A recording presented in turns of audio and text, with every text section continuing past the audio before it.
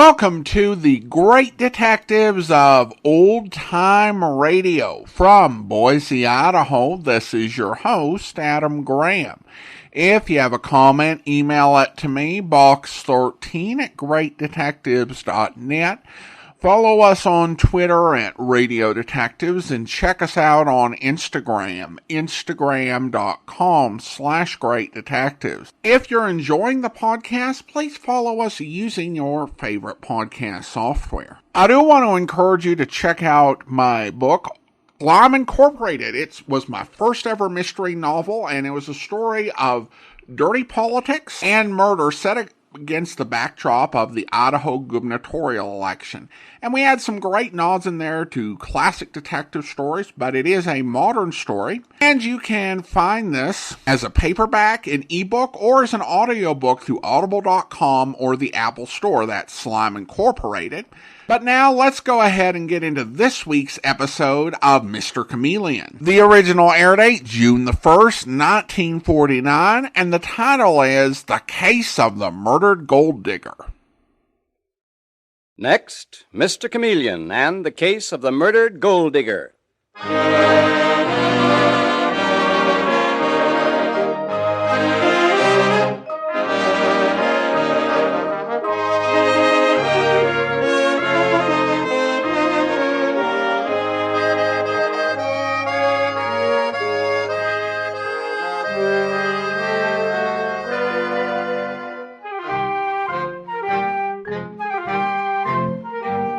Tonight, we again present the famous Mr. Chameleon of Central Headquarters in his most famous cases of crime and murder.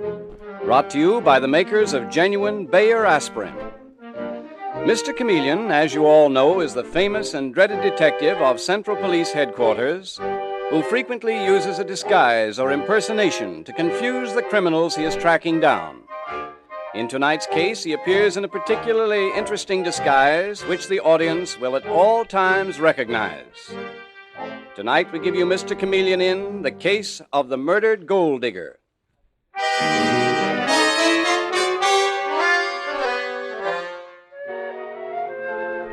It is not unusual for a husband to be late for dinner. Many a wife can testify to that.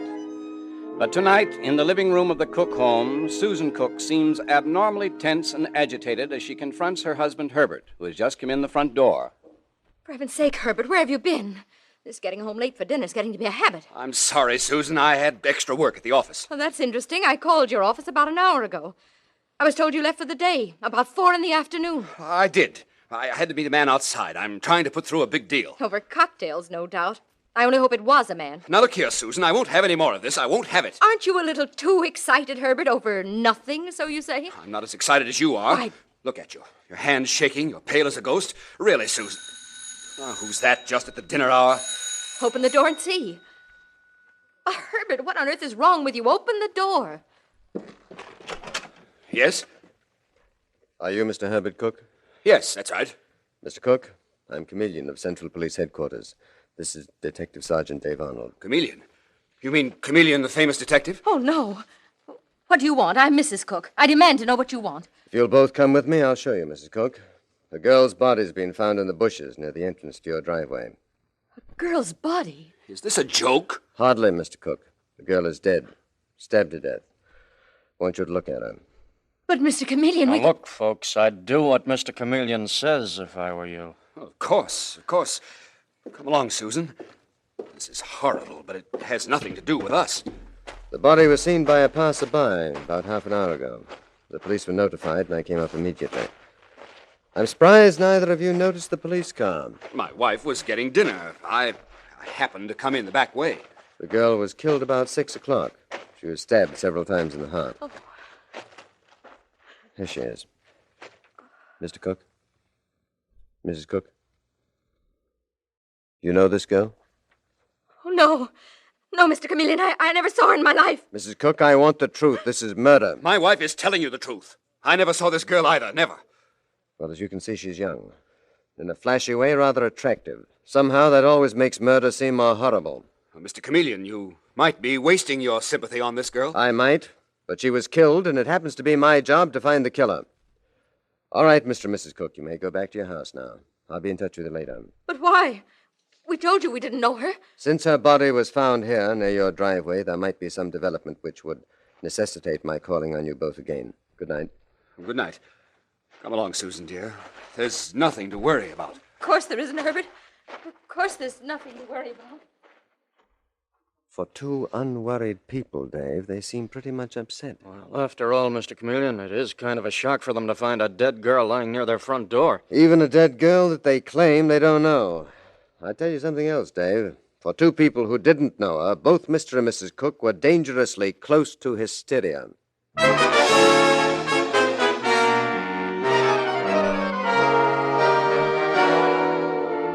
And later, when Mr. Chameleon is examining the clothes which have been taken from the dead girl's body, he says to Detective Sergeant Arnold, "This is very interesting, Dave. Look at this fur stole. $5,000 job. Her shoes must have cost $50 a pair. And this jewelry. Every bit of it is real, Dave. Yet the girl herself is definitely on the cheap side. If only we could find some identification, Mr. Common Chameleon. little girl with too much makeup. Yet she dresses like the wife of a millionaire. Well, here comes the commissioner. Hello, Commissioner. Oh, hello, Chameleon. How's it going? Well, this is a tough one, Commissioner. Not a single mark of identification on the girl. Mm-hmm. She's a gold digger, if my guess is right, but that, I'm afraid, is the extent of my progress. Why do you think she was murdered, Chameleon? Robbery? With $500 on her and cash and all that jewelry? No, Commissioner, the motive was a personal one. There was plenty of hatred back of it. All those stab wounds testify to that. But who is she? Who? Yes, that is the question. And until we can answer that, we can't answer anything. I have an idea, though. Yes? We'll run her picture in the newspapers, Commissioner. A big one, with a rather gruesome caption underneath. "Do you know this dead girl?" That'll catch the eye, and maybe we'll get some fast results.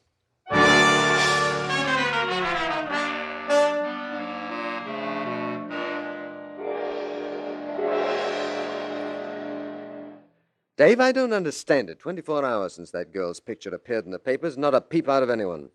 Someone must know her. Well, give it time, Mr. Chameleon. Well, I know, but a killer is at large, and he could... Hello? Chameleon of Central Police Headquarters. Is this Mr. Chameleon speaking? Yes, who's this? My name is Leo Long. I'm a waiter in the cocktail lounge of the Coronet Hotel. Is it about the murdered girl's picture that appeared in the newspapers? I'll say it is. I waited on that dame for the last 6 months. You know her name? Only her first name, Daisy.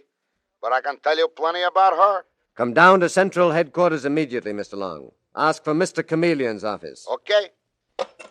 Dave, we're starting to move. That murdered girl with the expensive taste evidently was a patron of the Coronet Hotel cocktail lounge.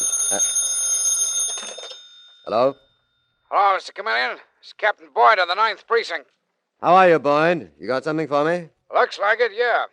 A guy named Samuel Simpkins has asked us to search for his wife. Seems she disappeared a couple of days ago. Wait a minute, Captain Boyd. Was the wife's name Daisy? Yeah. And has Simpkins identified the dead girl's photograph as that of his wife? Yeah, he collapsed when we showed him the picture in the newspaper. Send him over to the morgue first. Have him look at the girl's body and then shoot him over here. I want to talk to this Samuel Simpkins before I talk to anyone else. Thank you, Captain. Mr. Chameleon, you mean to say you found the murdered girl's husband? Apparently, Dave. His name is Simpkins, and she is Daisy Simpkins. Dave, we've got the first break. From now on, it's up to us to track down Daisy Simpkins' murderer.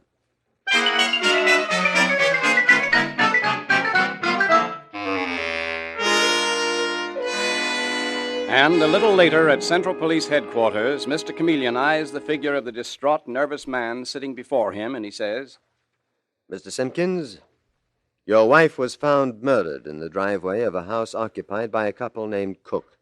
Herbert Cook. Herbert Cook, you say? You know these people? No, sir, I've never heard of them. Tell me then, Mr. Simpkins, how did you and your wife get along together? Ours was an ideal marriage, Mr. Chameleon. If it was, Simpkins, I wonder why you let 48 hours go by before you reported her missing. Well, also, why you claimed to the precinct captain that you hadn't seen this two-column picture we ran in the newspapers. If you think I killed my wife... You would not be the first husband who did, Simpkins. Tell me now, when did you last see her? Day before yesterday, before I went to work in the morning. Where do you work, Mr. Simpkins, and how much do you make? $4,000 a year, Mr. Chameleon. I'm head floor walker at Allen's department store. I see. Mr. Simpkins, $4,000 a year would hardly keep your wife in expensive jewelry. Expensive jewelry? That junk of Daisy's? It was costume stuff. It's worth thousands of dollars. I don't believe it. Simpkins, did your wife have any men friends? If she did, Mr. Chameleon, it was perfectly all right. I haven't got a jealous bone in my body, and I loved and trusted my wife. Very admirable, I'm sure. 2 more questions. Are you certain that you've never heard of Herbert Cook? I don't know Cook, and I've never been in the neighborhood where he lives. How do you know where he lives? I read it in the newspaper. At what time did you leave your store after work the night your wife was murdered? 5 o'clock. Mr. Chameleon, are you thinking I killed her? I can't believe that even a cop would think that of me. You would be surprised what we cops can think of. Simpkins, wait in the next room, please. Leave the door open. Okay, Mr. Chameleon, but I didn't kill her. Dave, send in Leo Long, please. Okay. Go ahead in, Mr. Long. Leo Long, I'm Chameleon. I want you to tell me when you last saw Daisy Simpkins and under what circumstances. Well, you see, Mr. Chameleon, a waiter like me that works in a cocktail lounge, he learns a lot about human nature. Yes, I don't doubt it, Leo. But please answer my question. When did you last see Daisy Simpkins? Afternoon before last at the Coronet Cocktail Lounge. She was with a good-looking sucker with sandy hair and a mustache. She called him Herbert? Yeah. Hey, how do you know that? And she was as mad as the devil because he wouldn't have dinner with her. I heard her say to him, "You make me sick, Herbert. Why can't you phone your wife and say you have to work tonight? I told my husband I was meeting a girl from out of town. I get away with it." Well, I don't. My wife Susan's too jealous. I've got to go home, Daisy. Listen, Herbert, if you go home, I'll follow you there. You what? I'll follow you home, and I'll wait outside while you think up some lie to tell your wife. Oh, no, you won't, Daisy. Oh, by the way, don't let him see you, but isn't that John sitting at the bar? Yeah, I think so. So what? I'm getting out of here. Now listen, Herbert. I don't want John to see me in here with a girl. Besides, Daisy, I'm through with you. You've gotten everything out of me you're going to get. And don't try following me, you little gold digger. So this fella Herbert left Daisy in the cocktail lounge, Mr. Chameleon, and she waited about 5 minutes, and then she left too. Had you seen Daisy Simpkins there in the cocktail lounge often, Leo? All the time. And always with some man. She suddenly played the field. You're lying. Simpkins. You cheap little waiter. I'll kill you for saying that. I'd kill any man who looked twice at my wife. That's enough of that, Simpkins. Let me go, Chameleon. No, not until you calm down. Need any help, Mr. Chameleon? Okay, Dave. Now sit in that chair and stay there, Simpkins. I'm sorry, Mr. Chameleon. I lost my head. I thought you'd give yourself away if you heard this waiter, Leo Long's statement about your wife. You, with not a jealous bone in your body. Well, you know better now, but I still didn't kill Daisy. Well, you're still going to be held for further questioning. Officer Smith, put this man in the detention room, please. Dave, that gives us the first break in this case. Well, that Simpkins is just the kind of guy who'd go nuts and let somebody have it. And Mr. Herbert Cook, who said he had never seen the murdered girl, Simpkins' wife, had been definitely connected with her, Dave. Give me that phone, please. Here you are, Mr. Chameleon. This is Chameleon. Get me Mrs. Herbert Cook on the phone, please. And step on it. I don't want to wait here. Hello? Hello, Mrs. Cook. This is Central Police Headquarters, Mr. Chameleon. Mr. Chameleon. We have information that makes it imperative that we talk to your husband at once. Well, he's not here. But I assure you, Mr. Chameleon, my husband Herbert and I never saw that murdered girl in our lives. Where is your husband, Mrs. Cook? At his office, I suppose. Arnold and Company. But I repeat, Thank Mr. you, Chameleon, Mrs. Cook. Goodbye.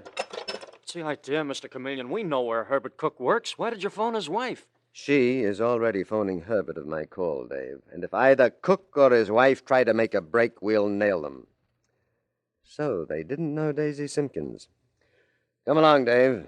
We're off to Herbert Cook's office. And, Dave, we'll put the heat on him fast and hard.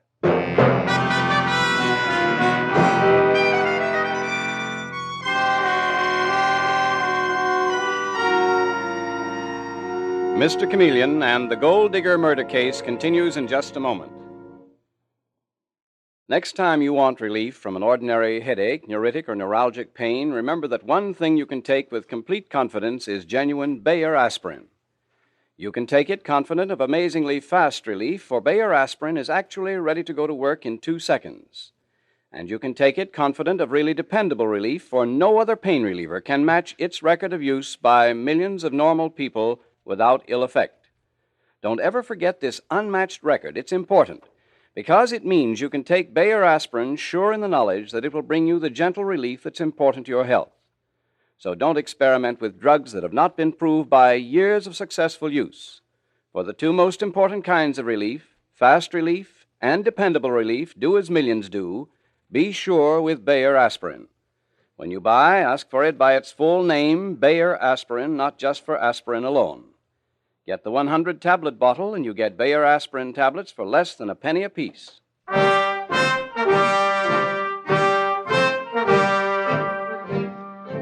And now back to Mr. Chameleon and the case of the murdered gold digger.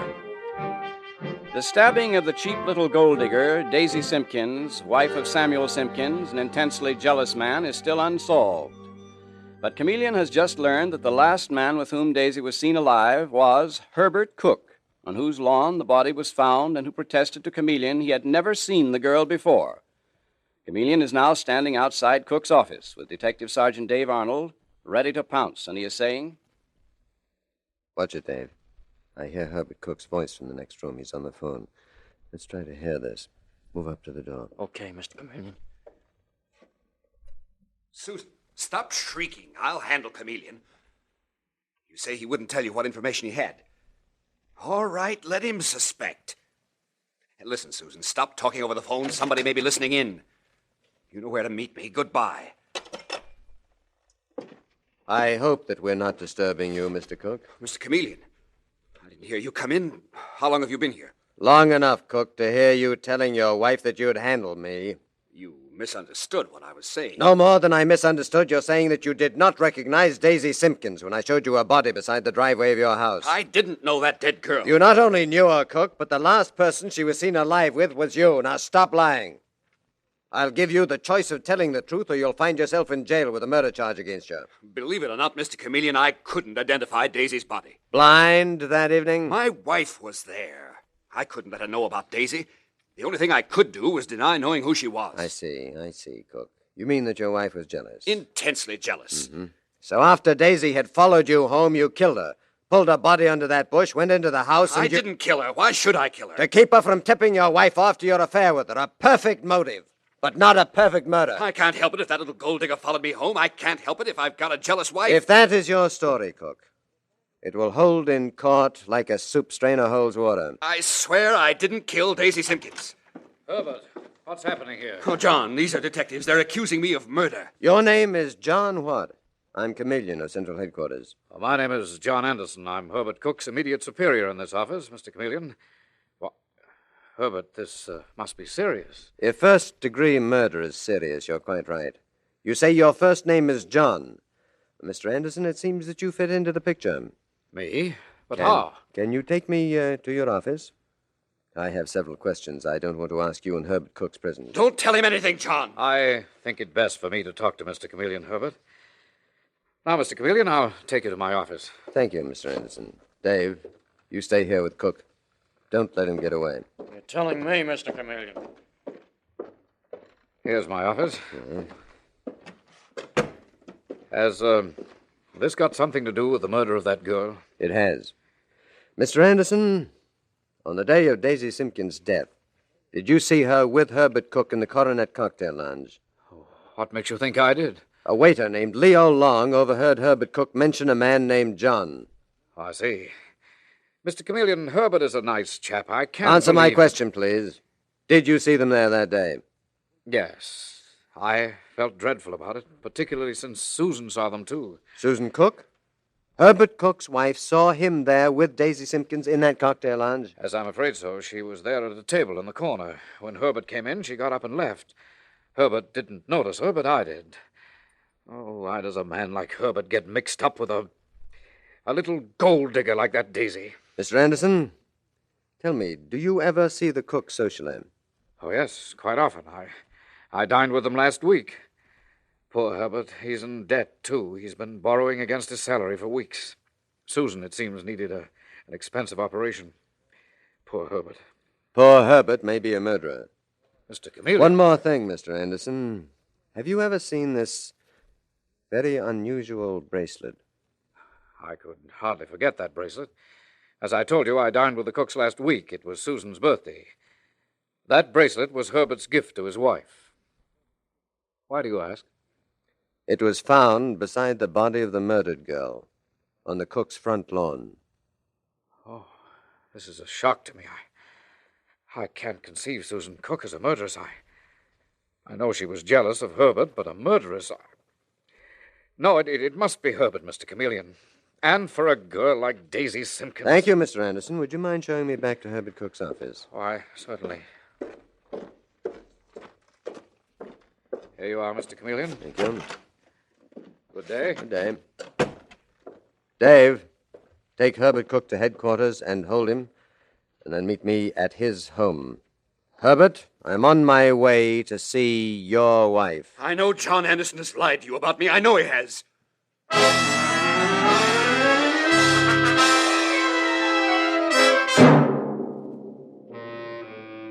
And a little later, in the living room of the Cook home, we find Mr. Chameleon saying, Mrs. Cook, I'm sorry to bother you, but some new evidence has come up in the case of that murdered girl that you did not recognize. It's all right, Mr. Chameleon. Oh, by the way, I understand that you've been quite ill. Who told you that? Well, I heard that you were to have quite a serious operation. Mr. Chameleon, what is this? I've never been sick in my life. Oh, well, I must have misunderstood. Mrs. Cook, are you familiar with the Coronet Cocktail Lounge? Well, are you? No, I can't say that I am. You're sure? Yes, Mr. Chameleon. Why do you ask? Because you were there the afternoon of the murder. What? And you saw your husband Herbert there with a murdered girl. But he did not see you there. You sneaked out of the place. I didn't want to make a scene there. Where did you go when you left the Coronet? I came home, straight home. All right, then tell me. You recognize this bracelet? Oh, yes. Yes, I do. It's mine. But where did you get it? It was beside Daisy Simpkins' body. Beside the body of the girl you told me that you had never seen before in your life. I lost that bracelet, Mr. Chameleon. I lost it. I don't know how it got there. I'll find out, Mrs. Cook. Goodbye. But wait, Mr. Chameleon. Goodbye. Get anything out of her, Mr. Chameleon? More lies, Dave. More lies. Did you get anything for me? Well, the only thing was at Allen's department store where Daisy Simpkins' husband works. Yes? A couple of people in the packing room told me Simpkins had picked up a hammer and tried to kill some guy there he'd caught out with his wife. Still, I don't think Simpkins killed his wife, though. Do you, Mr. Chameleon? Somebody killed her, Dave. The only way I can get the evidence is to put myself in... In disguise. What disguise, Mr. Chameleon? Well, Daisy Simpkins' murder was conceived in the Coronet Cocktail Lounge. Herbert Cook was with her. His jealous wife saw him with her. The scene was witnessed by John Anderson. And Daisy's husband is not to be forgotten. The answer to this case is among them, so... So you're going there disguised? No. But in the disguise of a waiter from the Coronet Lounge, a slimy blackmailing waiter named Maury Leone, I'm going to write a few blackmailing letters, accusing each person concerned of the murder. That will bring out the killer, Dave.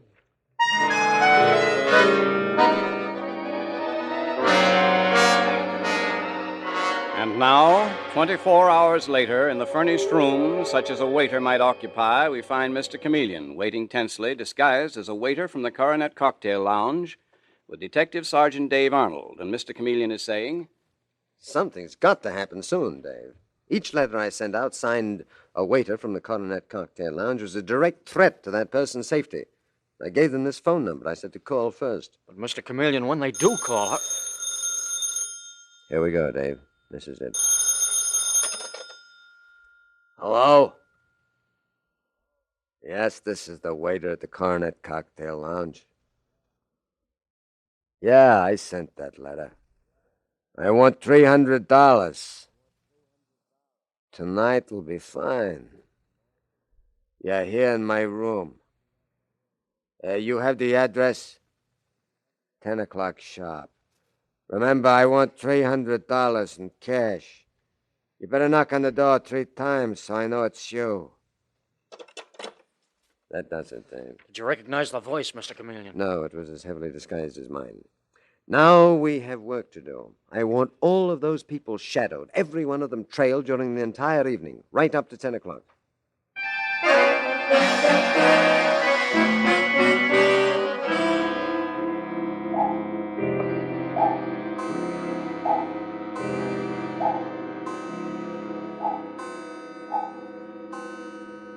O'clock, Mr. Chameleon.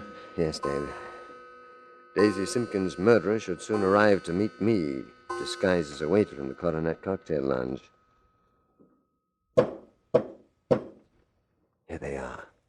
All set, Dave? Yes, Mr. Chameleon. Stand in back of the door. Here I go as the waiter. Come in. Come in. I've been waiting for you. Here's your money. Switch on the lights, Dave. I've got her. So, Susan Cook, you're the murderer. No, I'm not. And what are you doing here, Susan? I was told to bring the money here. To a waiter, not to you, Mr. Chameleon. I don't know what the trick is, but I believe... What? Never mind, Dave. Oh, Mr. Chameleon, you... Dave, step outside.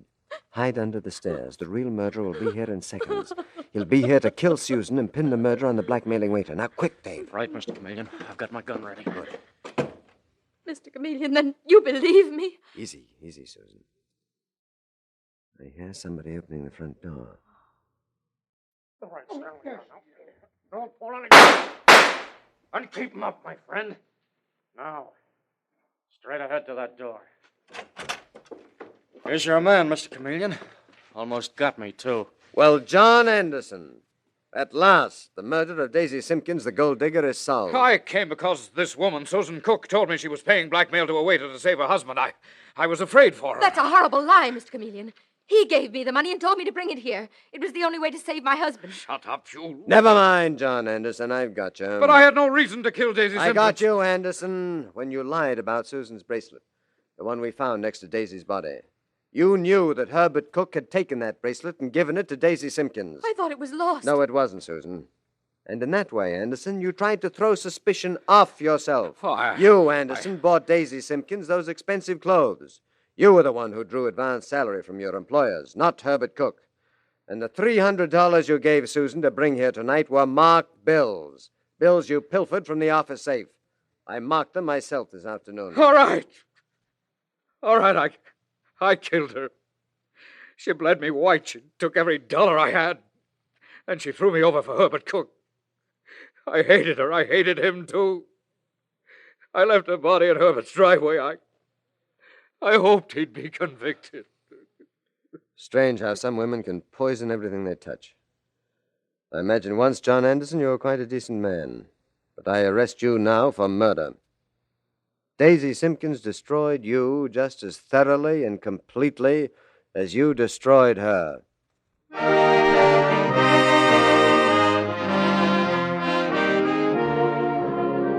And with these words, Mr. Chameleon concludes tonight's murder case.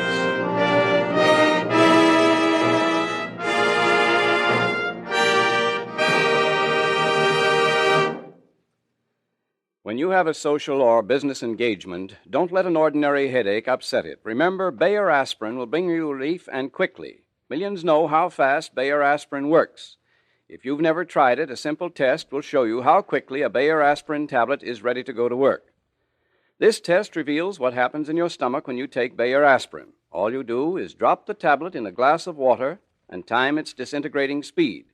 When it starts to disintegrate, it's ready to go to work. And as you'll see, Bayer aspirin tablets start disintegrating almost instantly. They bring amazingly fast relief because they're actually ready to go to work in 2 seconds.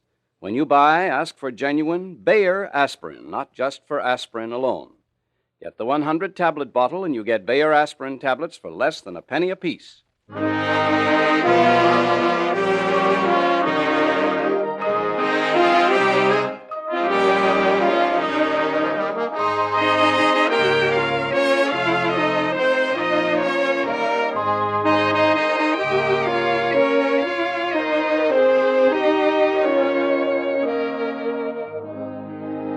Listen next Wednesday night at this same time for Mr. Chameleon, the man of many faces, in The Organ Grinder Murder Case.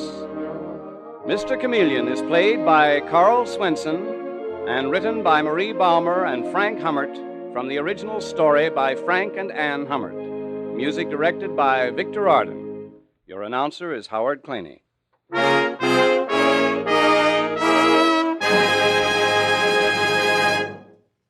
You probably have heard or read about the remarkable discovery that actually cuts down tooth decay, ammoniated tooth powder.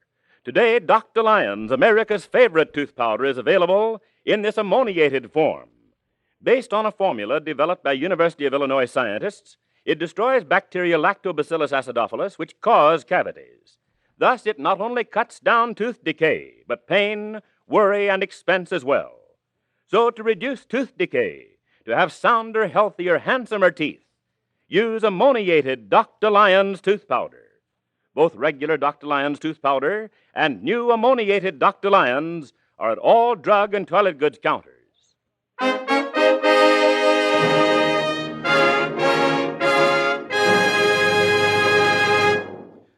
Listen for Mr. Chameleon in the Organ Grinder murder case next Wednesday night at this time.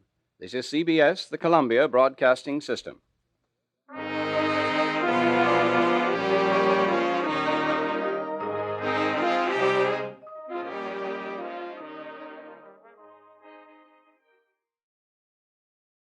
Welcome back. Well, a nice little bit of a shake-up to the traditional method of how these episodes start, with Mr. Chameleon usually being called from the commissioner's office, and so we don't actually see him summoned or get some narration about the murder beforehand.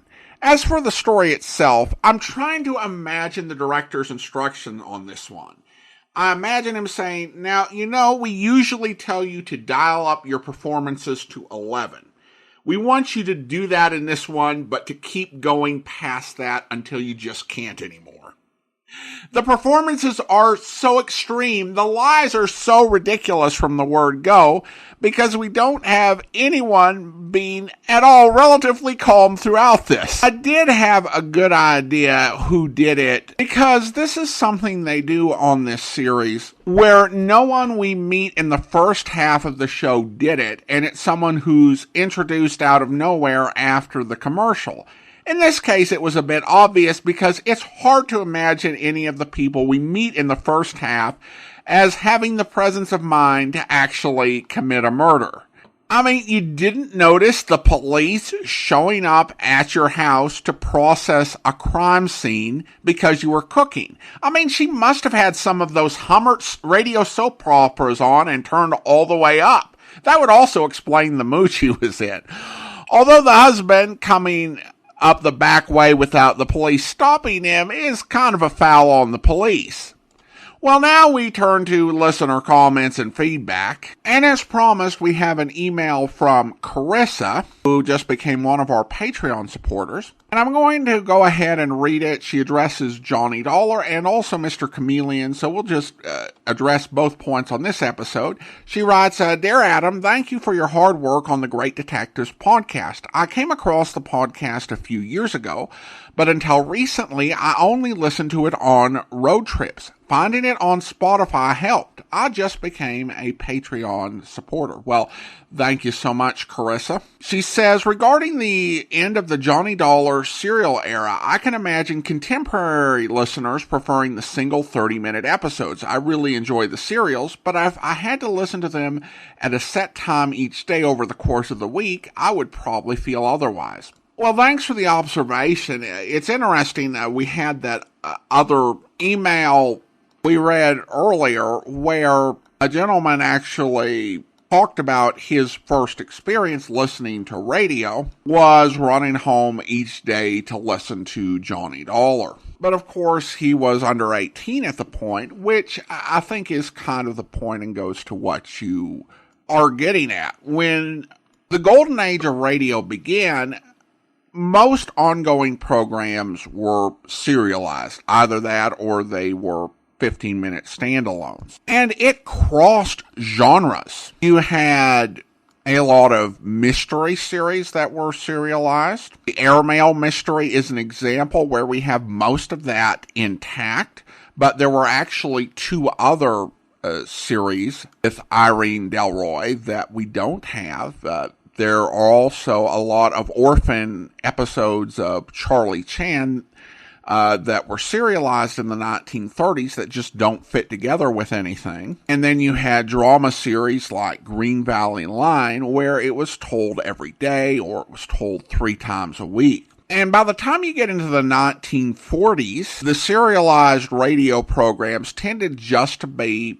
soap operas and children's programs. And those tended to work because homemakers tended to be home most of the time during the week, and kids tended to get home from school at the same time all the week long. But by the end of the 1940s, kids programs started to go away from serialization, and so it was just soap operas. And it seems like CBS had an idea for how they would revive interest in radio or maintain it, is that they would have a show or shows that people would tune into every day outside of the daytime dramas to catch this same serial. And they tried several drama series. They tried Mr. Keen, Tracer of Lost Persons. They tried Mr. and Mrs. North.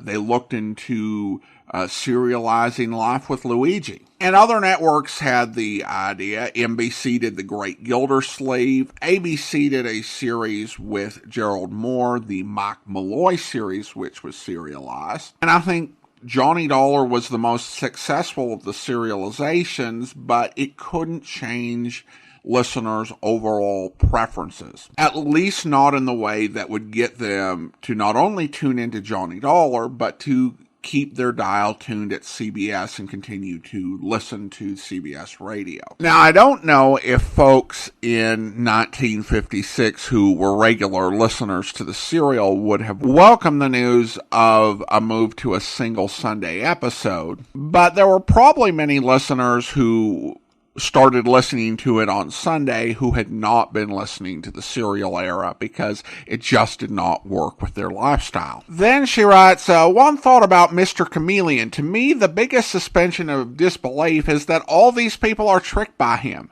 It's not that he can't disguise himself so cleverly that he wouldn't be recognized, but if you knew the famous Mr. Chameleon was on your case, wouldn't you avoid every stranger who just happened to come into your life in the next 36 hours? That was my favorite part of the amazing Thomas and Blifton murder case. The female suspect actually said, I think the janitor we've never seen before is Mr. Chameleon. Well, thank you, Carissa, and that is an interesting point, and you might argue that very fact means that if the Mr. Chameleon universe is not quite as dim as the Philo Vance universe, it's pretty close. I will say that in some cases it's a bit more understandable. This week with the impersonation of the waiter who was a stranger who could have plausibly gathered blackmail, and the way that all these people ran around like chickens with their head cut off, I could buy that they didn't necessarily expect it was Mr. Chameleon. But in many other cases, I think you're definitely correct. Many of the earlier episodes showed a lot more imagination about the skies and its effect on the criminals. One of my two favorite episodes of this series is the curious murder of Clubfoot Louie, and how the prospect of Mr. Chameleon being able to disguise himself as anyone so unnerves the murderer. Now, of course, this also, it turns out, has Madeline on the inside working undercover and feeding his paranoia, which makes the story even better. And he even kills someone because he suspected that he was Mr. Chameleon. And they had another early episode, I think from the first batch we played a couple years back, where someone was actually killed because they guessed it was Mr. Chameleon. And that's a far more interesting use of it than just sort of random disguises that they don't suspect for reasons. But thanks so much. Appreciate the great email. And then we also have a couple of comments from our listener survey. And Stephen in Glendale, California writes, I most enjoy the show's content, but I never miss the host commentary. Thank you so much, Stephen. And then Felix writes, I've been listening to Adam Graham for many years and have always enjoyed his knowledge and the care and attention he and Andrew put into each episode. The War is a fantastic collection and deserves more recognition. Well, thank you so much. I appreciate your kind comments, Felix. And I would agree that The War is probably the thing that I've done over the course of my podcasting career that I'm most proud of. It's a 277 episode series in which we tell the story of World War II through radio, starting with the pre-war era. And there's a lot of isolationism and pacifism and going into the war and then into the post-war era a little bit. And we use, news stories and public affairs programs, but also comedies and dramas to really try and tell the story of the war. It was a challenging series to get through, and it's emotional. It's a journey, definitely. Some of the programs in there, they left me a bit of a mess, I'll be honest. It's some tough things, but we also do throw in the comedy and the music kind of to